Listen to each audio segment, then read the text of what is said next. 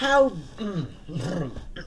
howdy do el thingies el fruity bits el Cheerio prize winners, you know, chorizo prizes in the box, you know, el fellows. So I've had this. I'm you know, I'm of an altered state of mind, and I've decided to do a YouTube rant. Partially for my own amusement, partially just to bibble babble and get some ideas out of my head, don't you know? And so let me just readjust my my talking head here so it's of a more normal size. And let's see here. So let's look at my talking points. I've hidden my talking points. There we go. My head is in the right place now. So, Anarcho-Syndicalism, yes. It's been knocking around in my noggin for a number of days. Yes, this is absurdism. We'll get to that later, but absurdism is rather an interesting thingy-old fruit. But at the moment, let's Anarcho-Syndicalism, I believe it's a word. Maybe, I feel partially that it may be the fevered output of my deranged mind, but it's possible that I just picked it up somewhere, and it's just, you know, bouncing off walls in there, you know. Things tend to do that. Let me think. I met someone at a dear friend of mine now, but I met someone at a Christmas thing, and I believe I exchanged possibly 24 words with them on the subject of their nicotine addiction, and I thought that rather unfortunate until many months later I was sitting on the John and was bored, don't you know, as you do on the John, besides, you know, taking your morning defecation, as it were, and I thought, oh gosh golly, that dear kind person is addicted to nicotine. I must think of a solution. And I have since become great friends with this wonderful person. But this goes to illustrate the behavior of ideas inside my head. They tend to bounce off things and then return like some sort of hungover boomerang some months later, or rather not so much a hungover boomerang as a boomerang on a bender, an extremely long and protracted bender. So Anarcho-Syndicalism. Let us look that up. Let's see here, and Anarcho-Syndicalism. Okay, let us see if this is real or just my feverish mind masticating. Oh dear, that's rather an unfortunate portmanteau of masturbating and masticating, which I don't even know what I said at this point, but it is actually a real thing. It's a political, philosophy and anarchist school of thought that views yabbity method of workers, capitalist society, gain control of economy, abolish the wage system. Interesting, wage system. What is that? Let's just open that in a new tab so we don't lose our Anarcho-Syndicalism tab. This redirects to capitalism. So, Anarcho-Syndicalism aims to eliminate capitalism, which rather a controversial opinion, and seems to indicate Anarcho-Syndicalism is some form of communism, which, well, I do endorse it in a sort of philosophical way, but not in a practical way, because you see, the great flaw of communism is, while it's a rather beautiful system, it rather fails to take into account the complete bastardliness of humans. What is that rather good quote by Richard Feynman? yet another beautiful theory slain by an ugly fact. And this pretty much accounts for Marxism and all the communism branch shoots and tumors and growths and such on. Rather not a rather good thingamajig for thing. Anyway, let's see if we can find some explanation of it. Yeah, direct. What the fuck does that mean? Direct action. Direct action? What the hell? Let us investigate this direct action. It makes no fucking sense. Direct action originated as a political activist in which actors use their okay, so direct action is not people telling other people to do things, it's people doing it for themselves. So, workers, okay, so not workers voting for people that would free the workers from being wages, or the fuck toys of mega capitalists, but rather doing it themselves. Yabba-dabba-dabba-dabba-doo. Pairs wage systems, self-managing, bosses, business agents, alone. Well, that doesn't really work, because you see, nobody actually wants to do work.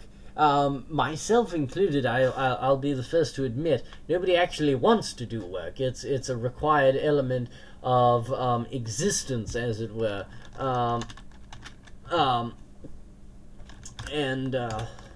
Yes, so, yes, capitalism rather fails to take into account the utter bastardliness of people. It's not going to work. There's intermediates. Intermediates are bastards, always. The middlemen are they're always the one that have an 11-year-old child locked in their basement for their own sexual pleasure. They're evil. And anytime you have middlemen, you have fuckery in the system, as it were.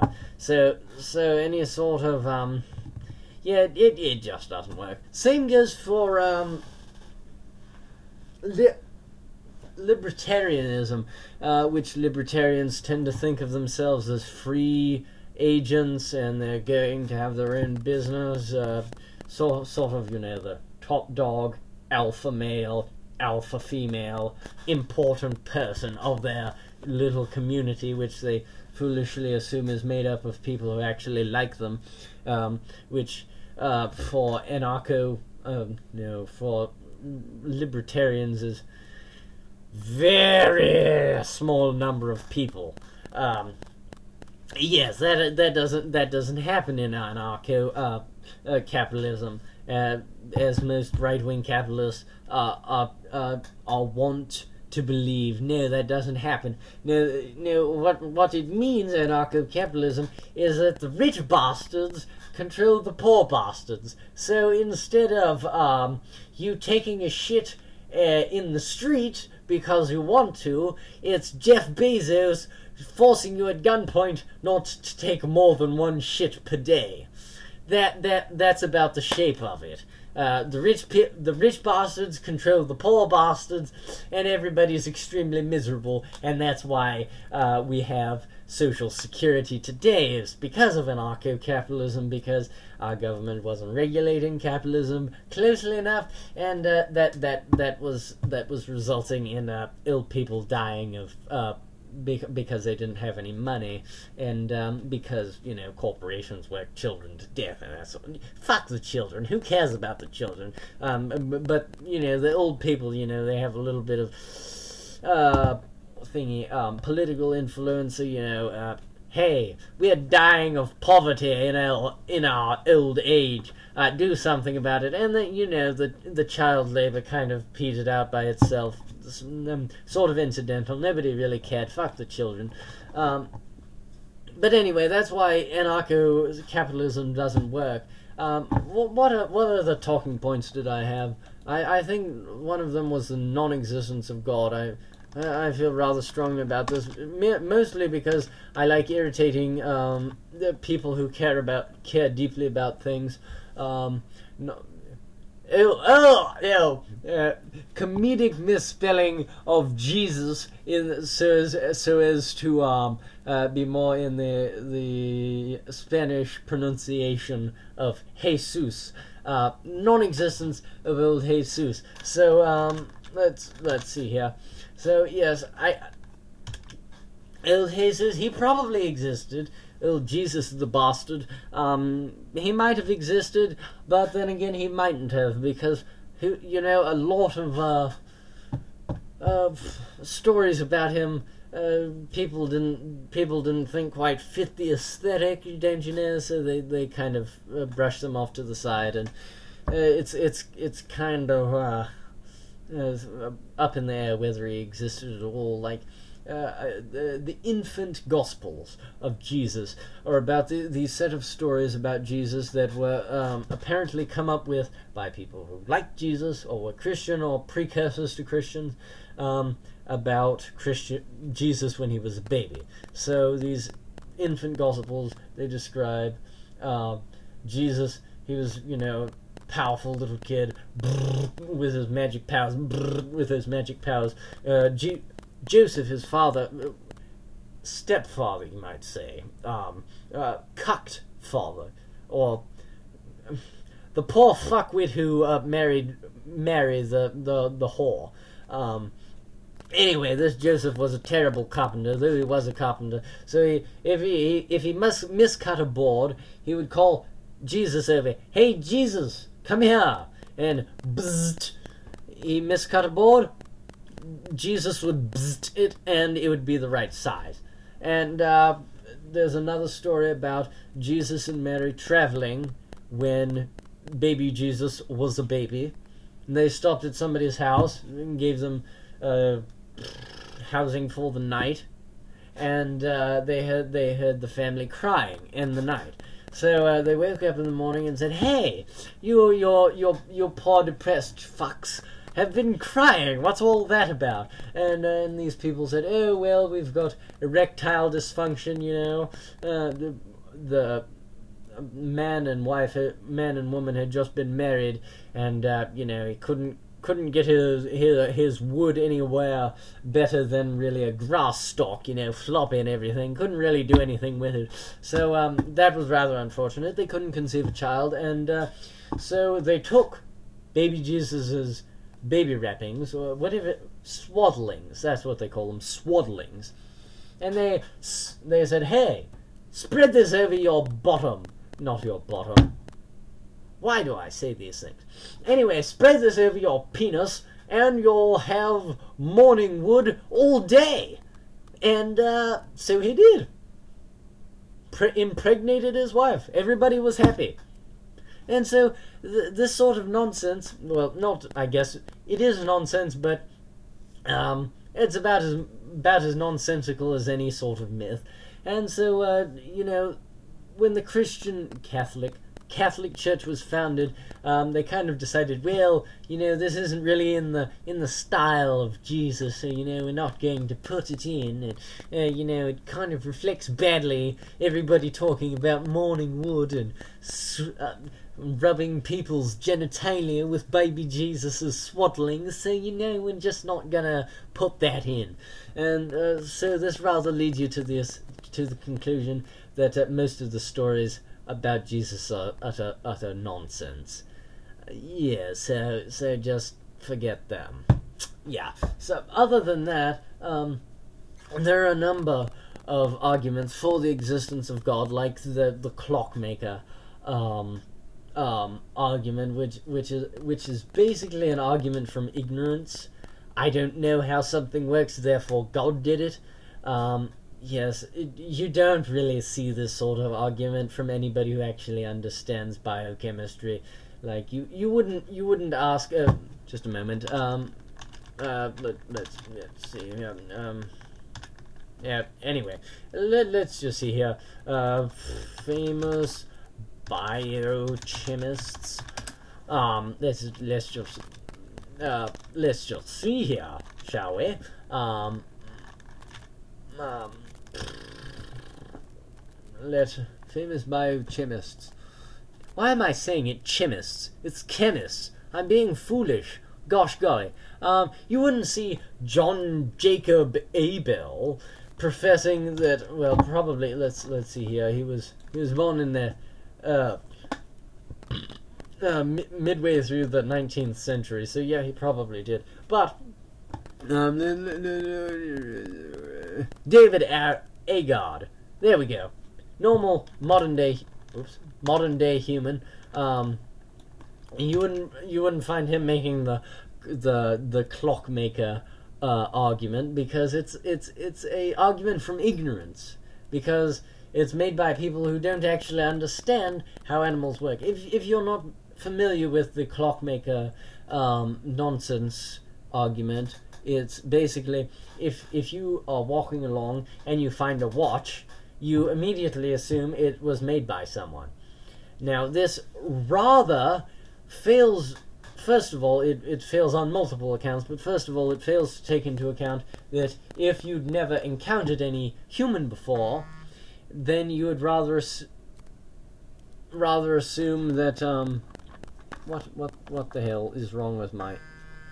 Oh, fuck. My phone died. Sorry about that, guys. So I don't have video anymore. Anyway, this clockmaker argument is basically, well, if you are walking through a forest, you found a clock, you would assume it was made by someone, which is rather a foolish assumption, because it, first of all, assumes that you've never seen a human before. Well, no, it doesn't. It assumes that you know exactly what a watch is. You examine it and you say, okay, you think to yourself, okay, this thing is complex, therefore somebody made it. And, yeah, that's not really a very good assumption to make, because, well, the crystalline structure of various sorts of minerals are extremely complex, but we know exactly what drove them to become that complex, and the same goes for evolution, and there's the sort of ambient thingies that walk around, you know, animals and such like plants. Plants don't walk around, of course, but anyway, it's an incoherent argument. And let me see here. Sexual freedom. Oh yes, another argument is that of Pascal's wager, which is rather a foolish argument that goes something like this. Well, if I don't believe in God, my options are either non-existence or hell. And if I do believe in God, my options are either heaven or non-existence. So it's a safe bet to go with believing in God, which would work if only one God existed, which, I mean, obviously none of them do, but here's an image to illustrate. Yes, but it rather assumes that there is only one God, probably the Christian God, usually the Christian God, and well, the thing is that there are not canonically, people believe in a very large number of gods, so it's rather not a very good idea. You might say, oh well, pick one. But then you see that not only does Pascal's wager is forced to account for every god that anyone has ever believed in that we know of, it is also forced to accommodate for every theoretical religion. So while you may think, well, I'm safe if I believe in Jesus, because at least I'll be safe in that sense. But then there is a theoretical religion that consigns everybody except Christians to heaven, and only Christians to hell. So you are kind of screwed, because for everything you believe in, there is a theoretical religion that could exist, or is could possibly... For any religion that exists, there is a theoretical or real religion that punishes any religion you choose to believe in. So rather than sort of being confused about all this nonsense, the real logical reasoning is to just sod the whole nonsense and not believe in anything, which brings me neatly to absurdism, which is the idea that most human misery or impellment to seek out suicide is that mentally we desire meaning in our lives, but the universe just refuses to render up any meaning. So you're faced with a choice between pretending that there is meaning in your life and ignoring any evidence to the contrary, or deciding that, well, okay, there is no meaning, and that shouldn't be important to me. I'm not going to let that screw with my personal well-being. And the second one is rather a more stable mental state to be in, because it doesn't render you vulnerable to sudden breaks in your faith that life has a meaning, which is the inherently dangerous thing about being mentally ill and Christian or religious of any sort, is because if you derive your life meaning and will to live from faith, then eventually you will have a crisis of faith.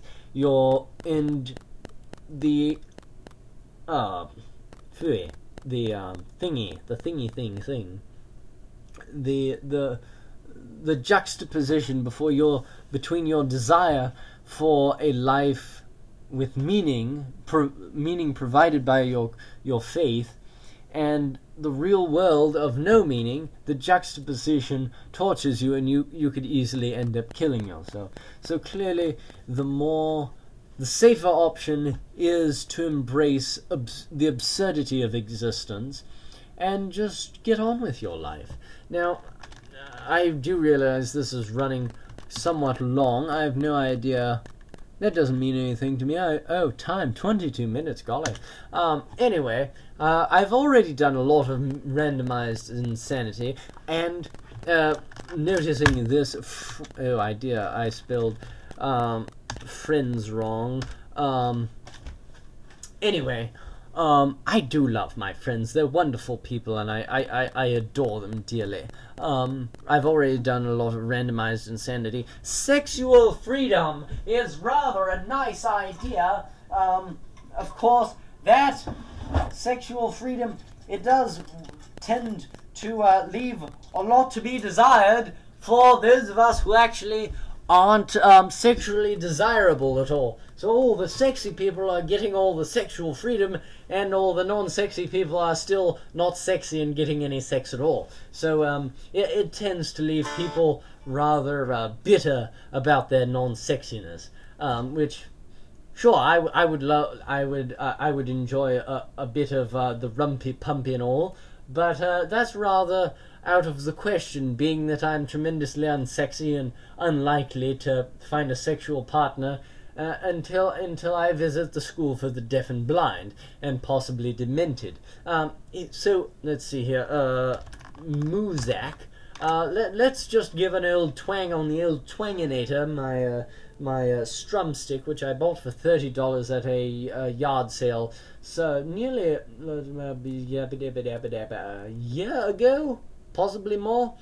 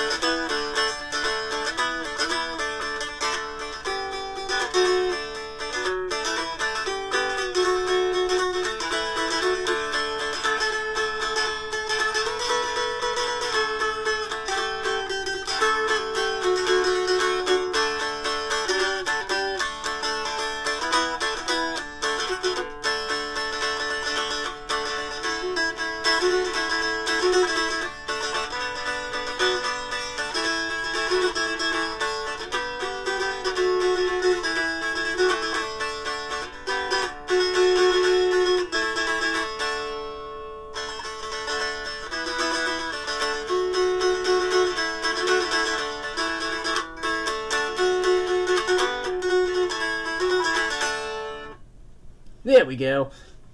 A bit of Moozak and a bit of rest for my throat. You know, I've been babbling for some time now.